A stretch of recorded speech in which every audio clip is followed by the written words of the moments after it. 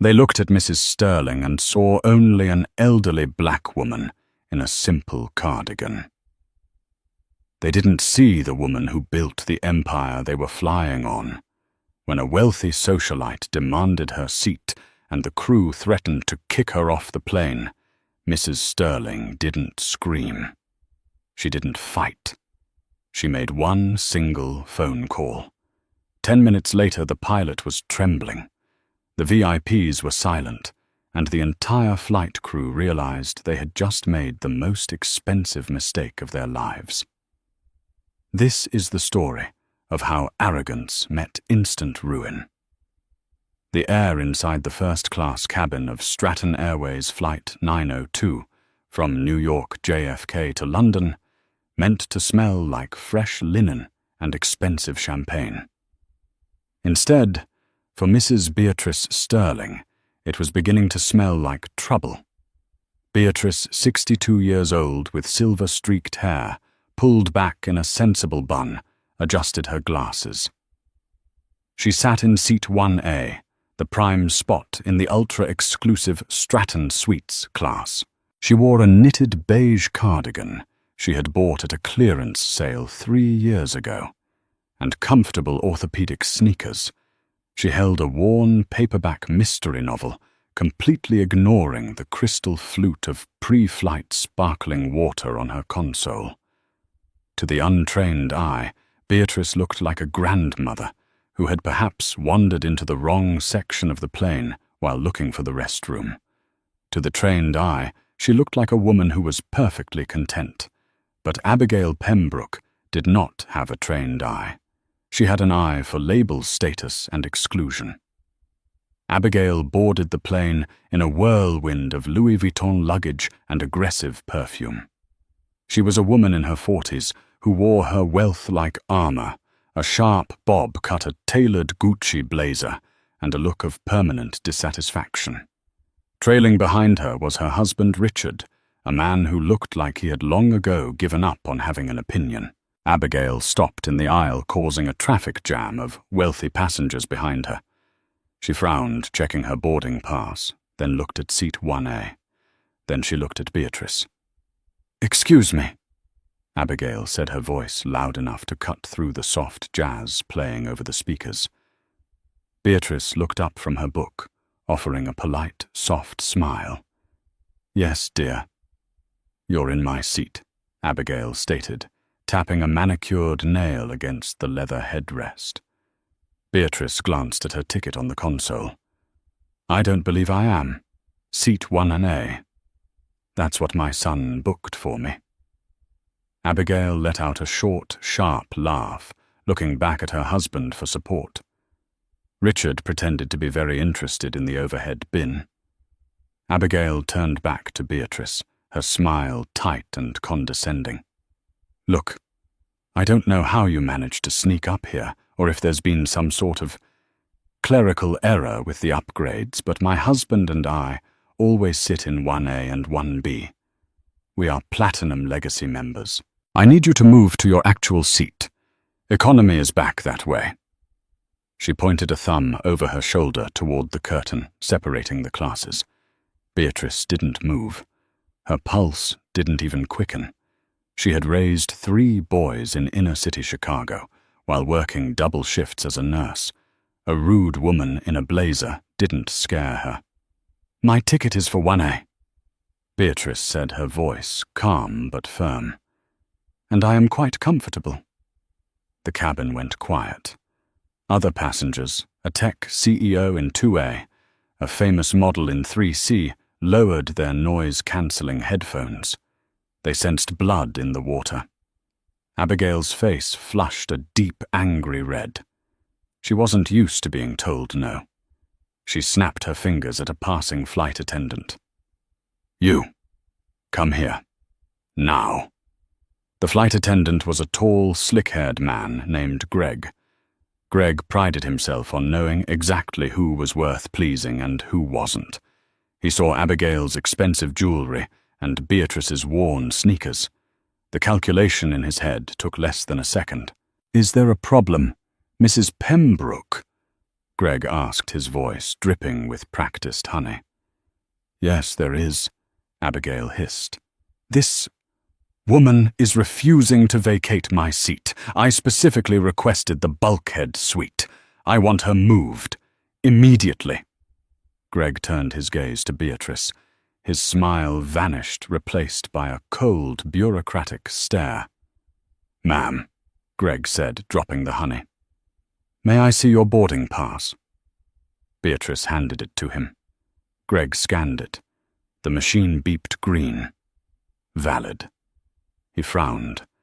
It was a full fare ticket, not an upgrade. It cost more than a Honda Civic. But Greg looked at Beatrice's clothes again. She must have used miles, he thought. Or it's a system glitch. Someone like her doesn't pay $12,000 for a seat. There seems to be a complication. Greg lied smoothly, handing the ticket back. While this ticket says 1A, we have a double booking situation. And since Mrs.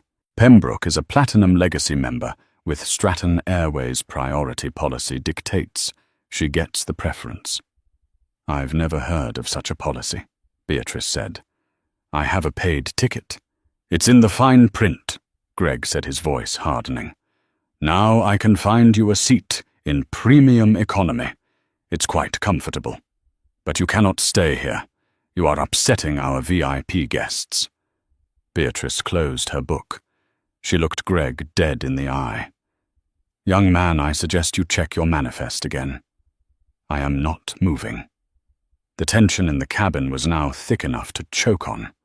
Abigail Pembroke let out an exasperated sigh, throwing her hands up.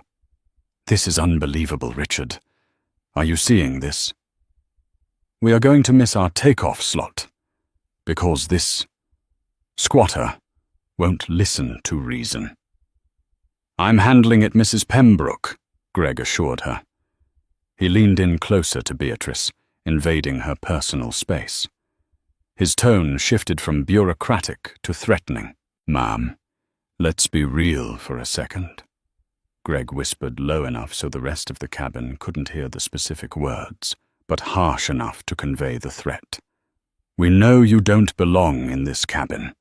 I don't know who bought this ticket for you, or who you think you are, but Stratton Airways maintains a certain standard for its first class. You are disrupting the flight. If you don't grab your bag and move to row 24 right now, I will have the air marshal escort you off the plane entirely. Do you want to go to jail today? Beatrice's hands trembled slightly. Not from fear, but from a rage she hadn't felt in years. She took a deep breath. You are making a mistake, she said quietly. The only mistake was letting you board first, Greg sneered. He stood up and keyed his radio. Captain, we have a non-compliant passenger in 1A, requesting authorization to remove. The other passengers watched in silence. The tech CEO in 2A looked uncomfortable, but said nothing. The model in 3C pretended to sleep. Nobody wanted to get involved. Nobody wanted to be the target of Abigail Pembroke's wrath, or the airline's authority. Abigail smirked, crossing her arms. Finally. Bye-bye, Grandma. Beatrice looked at the faces around her. The smug satisfaction of the wealthy woman. The sneering contempt of the flight attendant. The indifference of the bystanders. Very well, Beatrice said. She slowly unbuckled her seatbelt. Smart choice, Greg said, pointing toward the back. Go on. I'll have someone bring your bag back to you later. Just get out of the seat. Beatrice stood up. She was shorter than Abigail, shorter than Greg, but she stood with a posture that was ramrod straight. She picked up her purse. I will not be going to economy, Beatrice said. If you get off the plane, you forfeit your fare, Greg warned. I'm not getting off the plane yet, Beatrice replied. I need to make a phone call. It's allowed while we are at the gate, correct? Greg rolled his eyes. Make it quick. You have 1 minute before I call security. Beatrice pulled out an old, slightly cracked iPhone. She didn't dial a customer service number. She didn't dial a lawyer. She pressed a single speed dial number, my son, work. She put the phone to her ear. It rang once. Mother. A deep baritone voice answered instantly. You should be in the air by now. Is everything okay? No, Damon. Beatrice said, her voice steady, but carrying the weight of the humiliation she had just endured. I'm afraid it's not. I'm being removed from my seat. What? The voice on the other end dropped an octave. It became deadly quiet. Who is removing you, why? A flight attendant named Greg, Beatrice said, looking at his name tag. He says I don't fit the standard of the cabin, and a Mrs. Abigail Pembroke says she prefers my seat. They threatened to have me arrested if I didn't move to row 24. There was a silence on the other end of the line. A silence so profound, it felt heavy. Mother. Damon said, his voice sounding like grinding steel. Do not move. Do not go to economy. Put the flight attendant on the phone. He won't talk to me, Damon. He's calling the pilot. Okay, Damon said. Stay exactly where you are. Give me 2 minutes. Keep your phone on. The line went dead. Greg stepped forward, clapping his hands. Time's up. The phone call didn't save you. Move. Now. Beatrice sat back down in seat 1A and buckled her belt. No, she said. Abigail gasped. Oh my God. Just drag her out. Greg reached for his radio again, his face red with fury. Captain Miller, I need security at the gate now. Passenger in 1A is hostile. 3,000 miles away, in a glass-walled boardroom in downtown Chicago. Damon Sterling stood up. He was 6'4", wearing a bespoke Brioni suit that cost more than the Pembroke's car. He was the CEO of Sterling Horizon Group, a global equity firm that specialized in hostile takeovers and asset management. He was also the majority shareholder of the holding company that owned Stratton Airways. The boardroom was full of executives presenting the Q3 projections. Damon raised a hand, silencing the room instantly. Stop, Damon commanded. Get me the CEO of Stratton Airways on the line. Now! And get me the direct line to the control tower at JFK. Sir, his assistant stammered. My mother is being harassed on flight 902, Damon said, walking to the window looking out over the city he practically owned. I want that plane grounded. I want the gate locked. And I want the manifest. His assistant, a brilliant woman named Sarah, typed furiously on her tablet. I have Stratton's CEO, Mr. Henderson, on line 1. He's asking what the emergency is. Damon pressed the speaker button on the conference table. Henderson, Damon barked. Damon. Good God, we're in the middle of a— Shut up, Henderson. Damon cut him off. My mother, Beatrice Sterling, is currently on flight 902 at JFK. Your cabin crew is trying to throw her into economy because she doesn't look the part. They are threatening to arrest her. The silence on the other end was deafening. Henderson knew exactly who Beatrice Sterling was. He knew that Damon Sterling had bought the airline specifically because his mother complained about legroom on a Delta flight 2 years ago. That's impossible, Henderson stammered. Mrs. Sterling is VIP status. She's flagged as owner family in the system. Apparently your flight attendant, Greg, and a passenger named Abigail Pembroke don't care about the system, Damon said. Here is what is going to happen. You are going to call the pilot of Flight 902. You are going to tell him that if that plane moves 1 inch with my mother in anything other than seat 1A, I will liquidate the board of directors by tomorrow morning. Do you understand me? I'm calling the cockpit now. Henderson said, his voice trembling. And Henderson, "Yes, Mr. Sterling. I want the names of the crew, and I want the Pembroke's flight history. I'm coming to the airport. You're in Chicago, sir. I have the Gulfstream fueled at O'Hare. I'll be there in 90 minutes. Tell the pilot to keep the door open. Nobody gets off that plane until I get there." Damon hung up. He looked at his executive team. "Meeting adjourned," he said. "I have to go fire some people."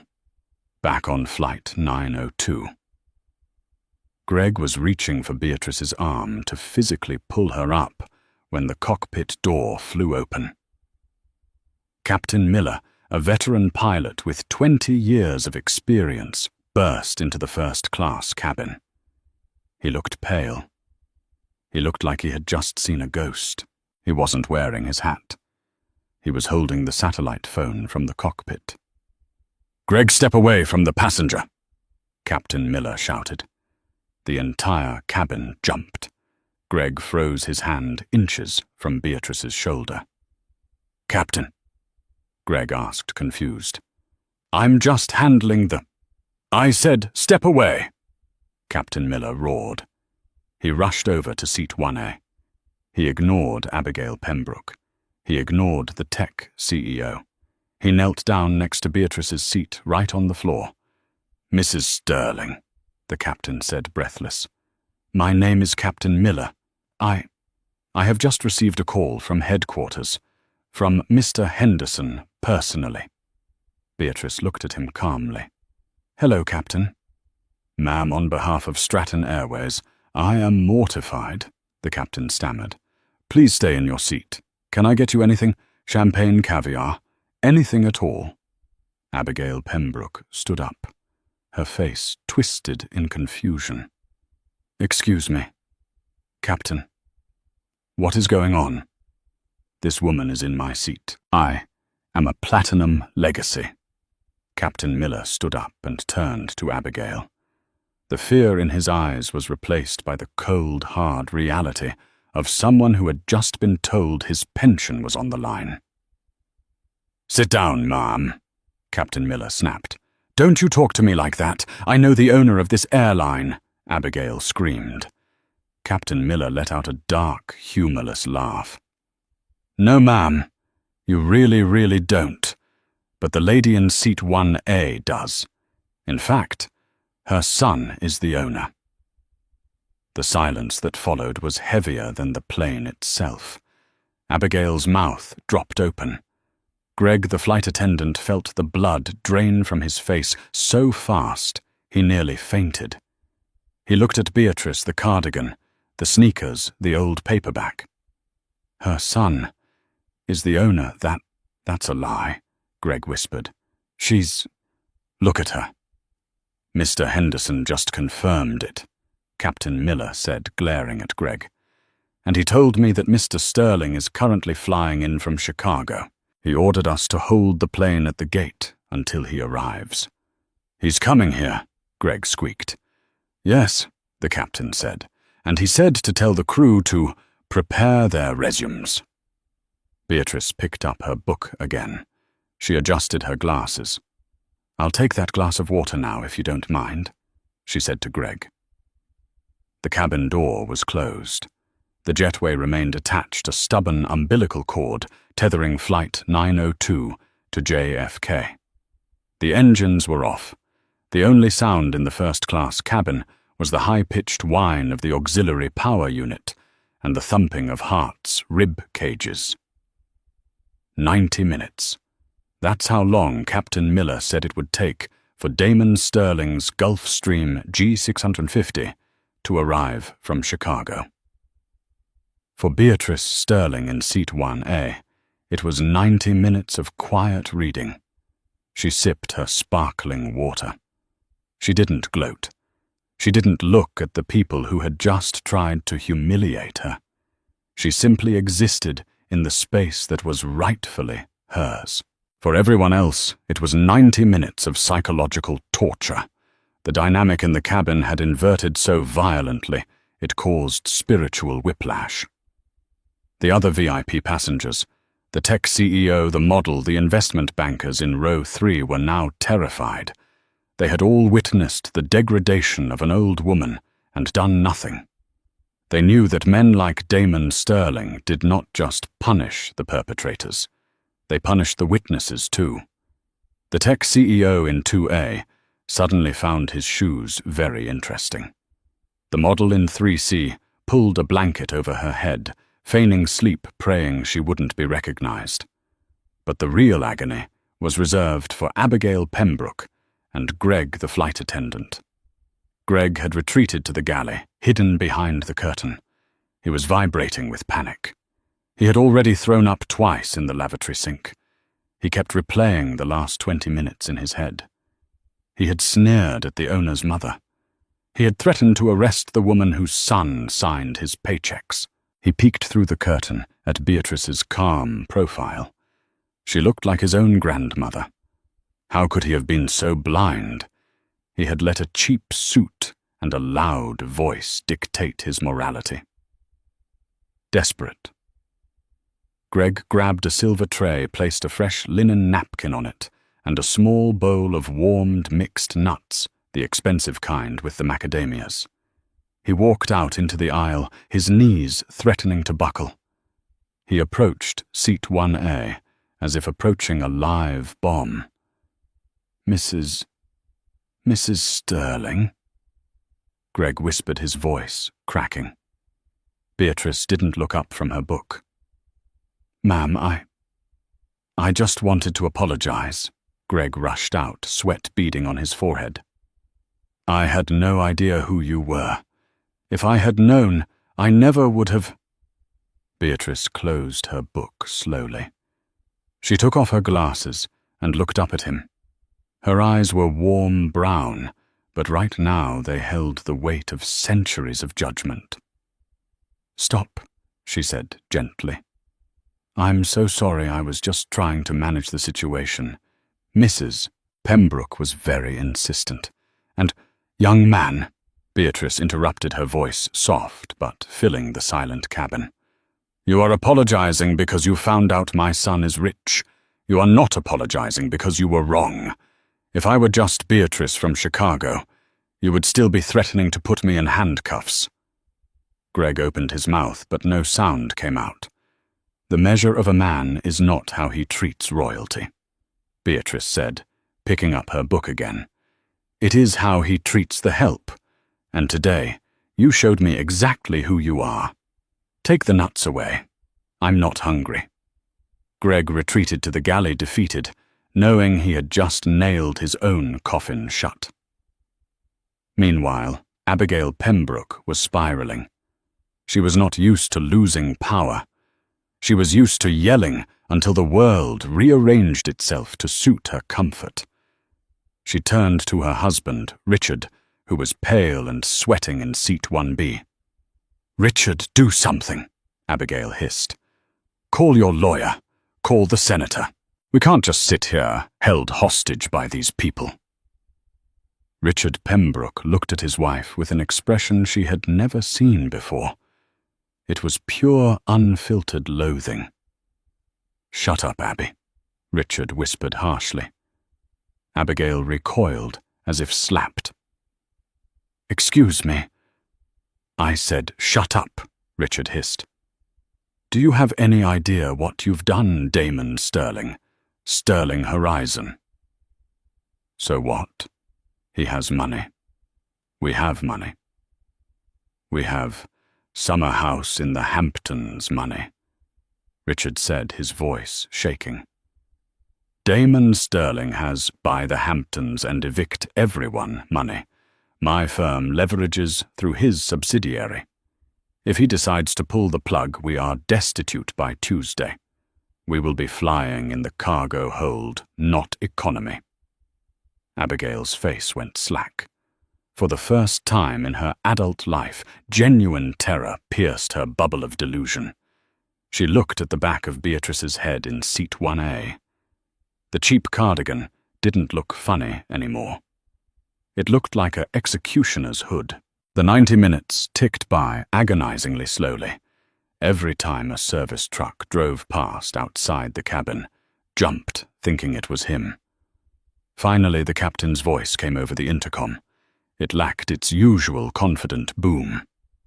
"Ladies and gentlemen, thank you for your patience. We have received clearance for a priority boarding. We should be underway shortly." The seatbelt sign dinged. It sounded like a mournful church bell. A black SUV pulled up onto the tarmac outside, flanked by 2 airport police cruisers, with their lights flashing silently. The jetway door, which had been closed for an hour and a half, was unlatched from the outside with a heavy clunk. The cabin held its breath. The first thing that entered the cabin was the energy. It was a sudden displacement of air, a pressure drop that made everyone's ears pop. 2 large men in dark suits. Damon's private security stepped onto the plane first. They didn't look at the passengers. They scanned the area for threats, their eyes hard and professional. They took positions at the front of the cabin, framing the doorway. Then Damon Sterling stepped aboard. He was even bigger than his pictures suggested. At 6'4", he had to duck slightly to enter the fuselage.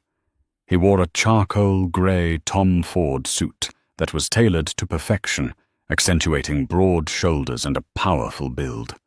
He wore no tie, the top button of his crisp white shirt undone. His face was a mask of sculpted granite. He didn't storm in. He didn't shout. He moved with the terrifying, silent grace of a predator that knows it has already won. Behind him walked Sarah, his executive assistant, carrying a slim leather portfolio and an iPad. She looked as sharp and dangerous as a scalpel. Captain Miller came out of the cockpit, trying to salute, his hand shaking. "Mr. Sterling, sir, Damon didn't even look at him. He walked straight past the captain, past the trembling flight attendants lined up in the galley, past Abigail and Richard Pembroke, who were trying to meld into their leather seats. He walked straight to seat 1A. Damon went down on one knee in the aisle, eye level with Beatrice. The hard granite mask of his face softened instantly into a look of profound love and concern. "Mama." His voice was deep and gentle. He took her hands in his. They were still steady. "Are you all right? Did they hurt you?" Beatrice smiled, patting his cheek. "I'm fine, baby. Just a little commotion. You didn't have to come all this way." "Yes," Damon said, his eyes hardening again as he glanced down the aisle. "Yes, I did." He stood up, towering over the cabin. He kissed his mother on the forehead. "Sarah, sit with my mother," Damon commanded softly. Sarah immediately took the empty seat next to Beatrice, the seat Abigail claimed they always sat in. Damon turned around. He stood at the front of the first-class cabin, his back to the cockpit door. He looked out over the 12 seats. He let the silence stretch until it was unbearable. He made eye contact with every single passenger. The tech CEO looked away. The model whimpered slightly under her breath. Damon's gaze finally rested on row 1, the opposite side, on Abigail and Richard Pembroke. "Who was it?" Damon asked. His voice wasn't loud, but it carried to the back of the plane. It was the voice he used right before he acquired a company and fired its entire C-suite. Captain Miller stepped forward timidly. "Mr. Sterling, it was a misunderstanding on the part of flight attendant Greg Davis and pressure from Mrs. Abigail Pembroke in seat 1C. Damon nodded slowly. "Get them up here. Sir, bring Mr. Davis and Mrs. Pembroke to the front. Now!" Greg walked out from the galley. He looked like a dead man walking. He stood before Damon, staring at his expensive Italian loafers. Abigail Pembroke tried to stand with dignity, but her legs were shaking. She smoothed her Gucci blazer, a pathetic suit of armor, against the man standing before her. She walked to the front, her husband Richard trailing behind her like a whipped dog. Damon looked at the three of them. He didn't scream. He didn't curse. He just looked at them with a detached, clinical curiosity, like a scientist examining a particularly nasty strain of bacteria. "You wanted my mother's seat," Damon said to Abigail. It wasn't a question. Abigail tried to find her voice. It came out shrill and reedy. We are Platinum Legacy members. There was a mix-up with the booking. I merely pointed out that—" "Stop," Damon said. The word was like a door slamming. "I don't want to hear your voice yet." He turned to Greg. "You," Damon said. "You're the one who threatened to arrest a 62-year-old woman for sitting in a seat I paid $12,000 for." "Mr. Sterling, please." Greg begged, tears welling up. "I was just following protocol for VIP conflicts. Mrs. Pembroke was very demanding. I got confused. Damon took a step closer. Greg flinched. "Look at me," Damon said. Greg looked up into eyes that were colder than the space outside the plane. "If my mother had been white," Damon said clearly, "and wearing a Chanel suit, would you have questioned her ticket?" The silence was absolute. "Answer me," Damon commanded. "No, sir." Greg whispered, the truth dragged out of him by sheer force. "And if this woman," Damon gestured to Abigail without looking at her, "had been black and wearing sneakers, would you have moved my mother for her?" "No, sir." Damon nodded. "At least you're honest now." "Sarah." From seat 1B, Sarah held up the iPad. "Yes, Mr. Sterling." "Flight attendant Gregory Davis, employee ID 4922B. Terminated immediately for cause, gross misconduct, discrimination, and violation of passenger safety protocols. Revoke his pension. Notify the FAA and the Transport Workers Union of the grounds for dismissal, so he is blacklisted." Damon looked back at Greg, whose knees finally gave out. He collapsed onto the galley floor, sobbing. "You will never step foot on an airplane as an employee ever again." Damon said, his voice devoid of pity. "Get him off my plane." The two security guards hoisted the weeping man up by his armpits and dragged him off the jetway. Damon watched him go, then slowly turned his attention to Abigail Pembroke. She was trembling so vigorously, her jewelry was rattling. "Now," Damon said, unbuttoning his suit jacket and putting his hands in his pockets.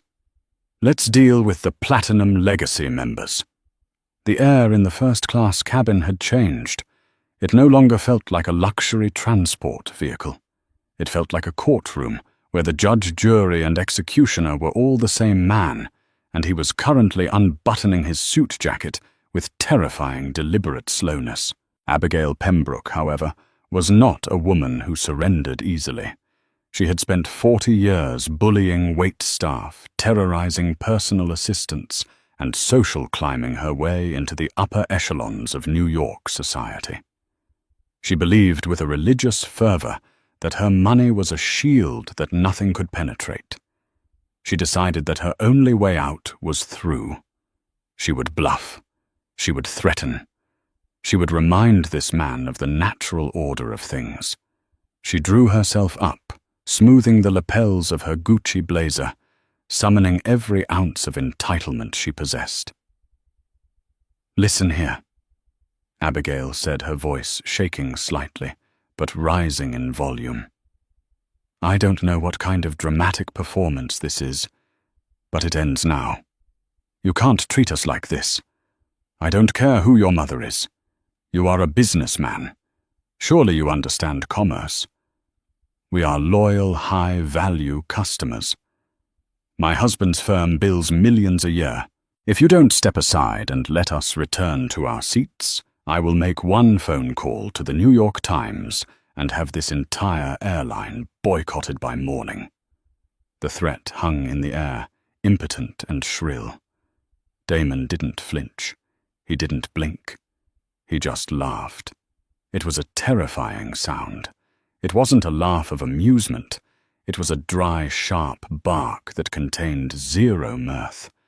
It was the sound of a wolf amused by the bravery of a rabbit.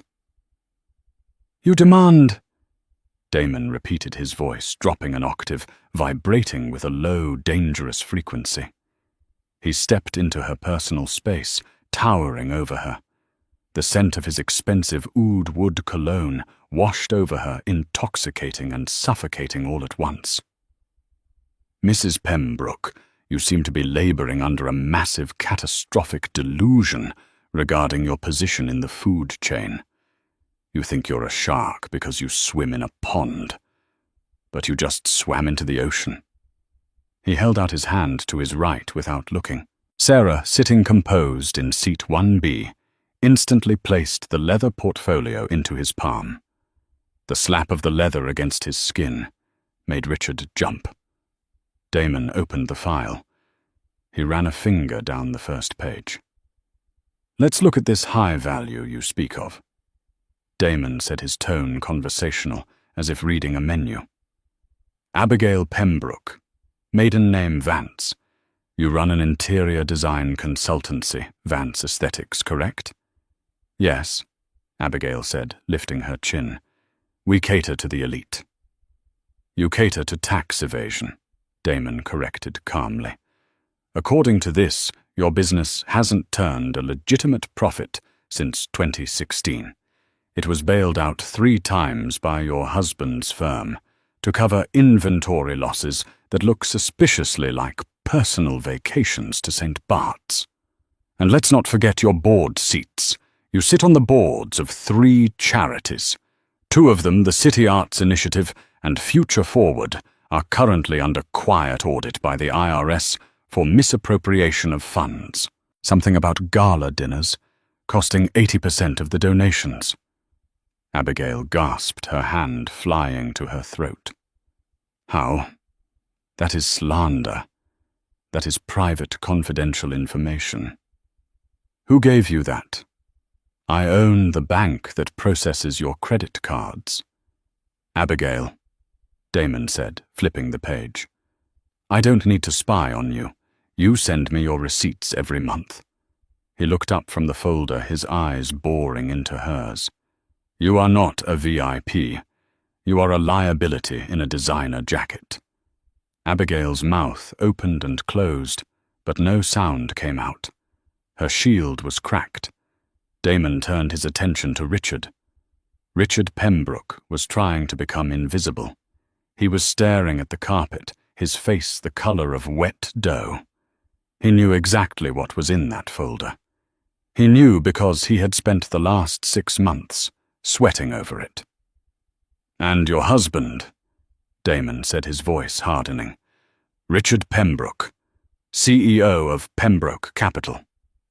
"Mr. Sterling," Richard croaked, finally looking up. "Please, we can resolve this. My wife, she has a temper. She's under a lot of stress. We apologize. We will apologize to your mother right now. We can make a donation, a substantial one. Just tell us the number." Damon looked at Richard with utter unmasked disgust. "You sat there," Damon said, pointing a finger at seat 1A. "You watched your wife berate a 62-year-old woman. You watched that spineless flight attendant threaten to arrest her. You saw my mother's hands shaking. And what did you do, Richard? Did you intervene? Did you show an ounce of backbone?" I didn't want to cause a scene," Richard murmured, shame burning his ears. "You didn't want to cause a scene," Damon repeated mockingly. "So you read your magazine. You let it happen because it was easier for you. That is your character, Richard. You take the path of least resistance. Well, I'm about to create a lot of resistance for you." Damon looked back at the dossier. Sarah read the exposure analysis for Pembroke Capital. Sarah's voice cut through the silence, crisp, professional, and deadly. Pembroke Capital has leveraged approximately 65% of its total liquidity against Sterling Horizon's mid-cap logistics fund, Mr. Sterling. The loans are structured as callable debt. The terms state that the lender WUS can recall the full principal immediately if the borrower engages in conduct that brings reputational risk to the primary lender. Damon nodded slowly. He looked at Richard. 65%, Damon mused. That's a dangerous amount of exposure, Richard. It's almost reckless. It would be a tragedy if Sterling Horizon decided that Pembroke Capital was an unstable partner. If we issued an immediate capital call on those loans, well, you don't have the cash to cover it, do you? Richard fell to his knees. He didn't stumble. He didn't crouch. He dropped to the floor of the first-class cabin as if his strings had been cut. He clasped his hands together in a prayer of desperation. No. Richard begged, tears streaming down his face, snot running from his nose. Mr. Sterling, please. You can't. That would bankrupt us by Monday morning. The margin calls would trigger a chain reaction. We would lose everything. The house in the Hamptons, the brownstone, the portfolio, the cars. We would be destitute. Please, I'm begging you. I've worked 30 years for this firm. Abigail stared down at her husband in horror. Richard, get up. Have some dignity. You're embarrassing us. Dignity! Richard screamed, his voice cracking, turning on his wife from his position on the floor. You stupid, arrogant cow. You've destroyed us, with your big mouth and your obsession with status. I told you to shut up. I told you to leave the woman alone. But no, you had to have the bulkhead seat. Don't you speak to me like that, Abigail shrieked. I will speak to you however I want, if we're living in a rental apartment next week, Richard yelled back. Damon watched the spectacle coldly. The wealthy couple, the Platinum Legacy members, tearing each other apart on the floor of his plane, like starving dogs fighting over a bone. It's ugly, isn't it? Damon said to the room at large, his voice silencing their squabble. When the veneer is stripped away, when people show you who they really are. He closed the portfolio with a snap that sounded like a gunshot. I'm not going to bankrupt you today, Richard, Damon said quietly. Richard sobbed with relief, reaching out to try and kiss Damon's shoe. Damon pulled his foot away sharply. Don't touch me, Damon warned. I said I won't do it today. My mother wouldn't want me to put people on the street, even trash like you. She raised me better than that. Richard slumped back on his heels, weeping. Thank you. Thank you. However, Damon continued, his voice dropping to a whisper that froze the blood in Abigail's veins. There will be penance. There is a price for what you did to Beatrice Sterling. He turned his eyes to Abigail. You wanted my mother out of first class because you didn't think she belonged here. You said she didn't fit the standard. You wanted her in economy. Damon pointed a long finger toward the back of the plane, past the curtain, toward the darkness of the main cabin. Get back there. Abigail blinked, confused. Excuse me. You are no longer Platinum Legacy members. Sarah has already wiped your status from the mainframe. Your miles are gone. Your status is 0. You are currently holding standby economy tickets. Row 34 is open. It's the last row right in front of the lavatories. The seats don't recline. The window is misaligned, and I believe the toilet flush is quite loud. You can't be serious, Abigail whispered, looking at the curtain as if it were the gate to hell. I can't sit in coach. I have circulation issues. My legs. I need the legroom. Then get off the plane. Damon said simply. "Get off my plane right now, drag your bags back up the jetway, and I will have my legal team initiate the bankruptcy proceedings for your husband's firm before the sun sets in Chicago." He checked his watch. "You have 10 seconds to decide. Economy class or financial ruin. 10. 9. Abigail looked at Richard. He was climbing shakily to his feet, wiping his face. He wouldn't look at her. "Richard," she pleaded. "Move, Abigail." Richard hissed, grabbing his carry-on bag. "Just move." 8. Abigail looked at the other passengers. The tech CEO in 2A was watching with grim satisfaction. The model in 3C was recording it on her phone. There was no sympathy here, only judgment. Slowly, agonizingly, Abigail Pembroke reached down and picked up her heavy Louis Vuitton bag. It felt like it weighed 1,000 pounds. "Start walking," Damon said. With her head down, stripped of her pride, her status and her dignity, Abigail began the long, humiliating walk down the aisle. Her heels clicked on the floor, a funeral march for her ego. "You too, Richard," Damon commanded. "Row 34B. Enjoy the middle seat." Richard grabbed his bag and scuttled past Damon, eyes fixed on the floor, following his wife past the curtain of shame. As they passed through the galley and into the main cabin, heads turned. Whispers started. "Isn't that the lady who was yelling? Yeah, look, she's crying. Serves her right?" Damon stood in the center of the now silent first-class cabin. He took a deep breath, exhaling the tension of the predator. He adjusted his cuffs. He looked at the captain. "Captain Miller." "Yes, Mr. Sterling," the captain replied, standing at attention. "I'm flying with you to London today. Sarah will take seat 1B. I'll take the jump seat in the cockpit. I want to monitor your crew's performance personally." Of course, sir. An honor." Damon turned his back on the empty aisle and walked back to seat 1A. He knelt down again, the mask of the corporate raider vanishing instantly. In its place was the face of a son who loved his mother more than his empire. "It's handled, Mama," he whispered, tucking a loose strand of hair behind her ear. "Are you okay? Is your heart rate okay?" Beatrice reached out and took his large hand in her 2 smaller ones. She looked into his eyes, seeing the fire that was slowly dying down. "You didn't have to be so hard on them." "Baby?" she said softly, though a small, proud smile played on her lips. "But they were very rude." "Yes, Mama," Damon said, kissing her hand. "I really, really did. Some people are like iron, Mama.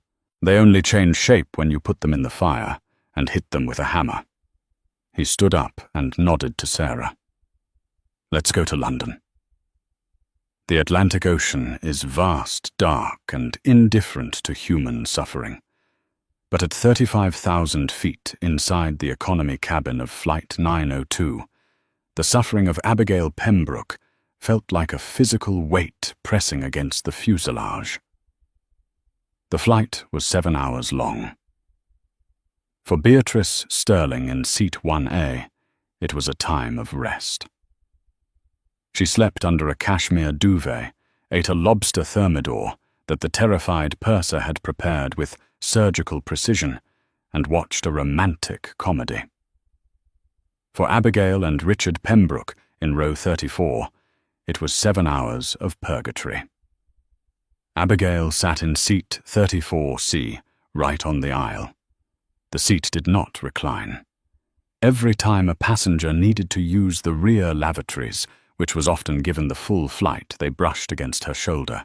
The door to the lavatory would open, releasing a waft of blue chemical sanitizer and human biology that settled over her like a shroud.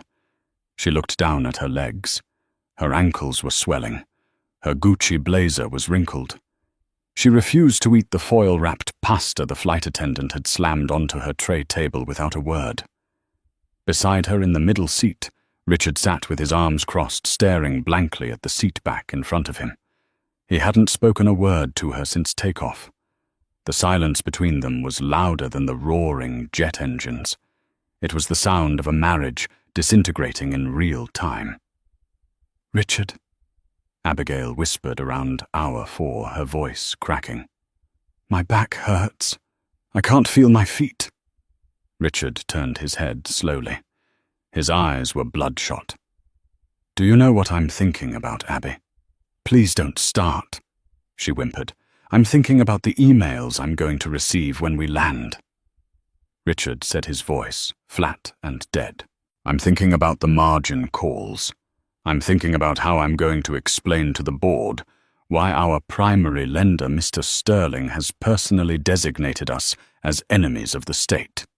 "We can fix it," Abigail insisted, though she didn't believe it herself. "We'll apologize again. We'll send flowers. You still don't get it." Richard laughed, a dry, rattling sound. "You insulted a man who buys continents. You didn't just step on his toe. You tried to crush his mother. There is no fixing this. We are the bug on the windshield, Abigail, and the wipers are coming." A young man in the window seat, a college student with dreadlocks and headphones, glanced at them. He recognized them. He had seen the commotion at the gate. He pulled out his phone, angled it subtly, and snapped a photo of the once proud socialite slumped next to the toilet door. He hit post on Twitter. The caption read, "Life comes at you fast. The lady who tried to kick the owner's mom out of first class is now smelling the lavatory in 34C. Last time flight 902. Instant karma." By the time the plane began its descent into London Heathrow, that tweet had 40,000 retweets. The landing was smooth for the plane, but rough for the passengers in row 34. As the wheels touched down on the wet British tarmac, the fasten seatbelt sign chimed. Usually the Pembrokes would be the first off. They would grab their bags from the overhead bins in first class and stride out before the commoners could even stand up. Today they had to wait. They had to wait for the jet bridge to connect. They had to wait for the first-class curtain to be drawn. They had to wait for Damon Sterling to escort his mother off the plane.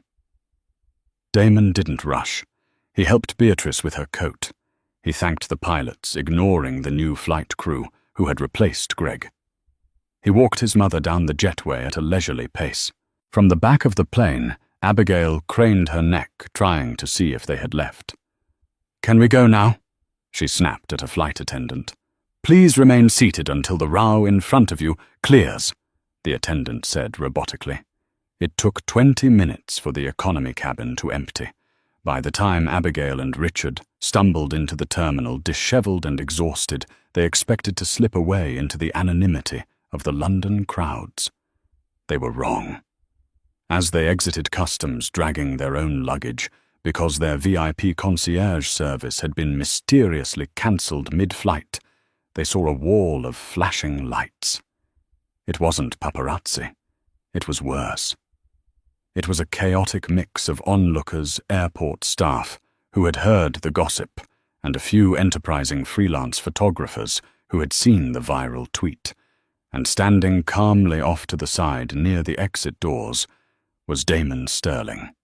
He was leaning against a railing, looking fresh and immaculate. Beside him stood a short, balding man with a briefcase. Damon caught Richard's eye. He gestured with a single finger. "Come here." Richard froze. He wanted to run. He wanted to flee back to New York. But he knew there was no running from Damon Sterling. He grabbed Abigail's arm and dragged her over. "Mr. Sterling!" Richard panted, sweating through his shirt. We made it. The flight was educational. We have learned our lesson. Truly." Damon looked at them. He didn't look angry anymore. He looked bored. "This is Mr. Halloway," Damon said, gesturing to the balding man. "He is the head of legal for Sterling Horizon's UK division." Mr. Halloway stepped forward and handed Richard a thick manila envelope. "What is this?" Richard asked, his hands trembling. "Notice of default," Halloway said cheerfully, his British accent crisp, "and a breach of contract notification regarding the conduct clause in your lending agreement. Specifically the clause regarding actions bringing disrepute to the parent company." "Disrepute," Abigail squawked. "We didn't do anything public. It happened on a plane." Damon pulled out his phone. He turned the screen toward them. It was the tweet from the college student. It now had 2 million views. The comments were brutal. People were digging up old photos of Abigail, identifying her, mocking her outfit, her attitude, her entire existence. "You are trending, Mrs. Pembroke," Damon said coolly. "Global number 4, the toilet seat socialite. Catchy." Abigail stared at the screen. Her face turned the color of old ash. Her social standing, the one thing she valued above all else, was vaporized. She wasn't just broke. She was a joke. "Because of this public embarrassment," Halloway continued, "Sterling Horizon is exercising its right to immediate repayment of all outstanding debts.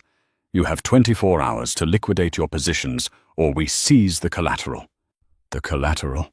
Richard whispered. That's my firm. That's our home." "Yes," Damon said. "It is." Richard dropped the envelope.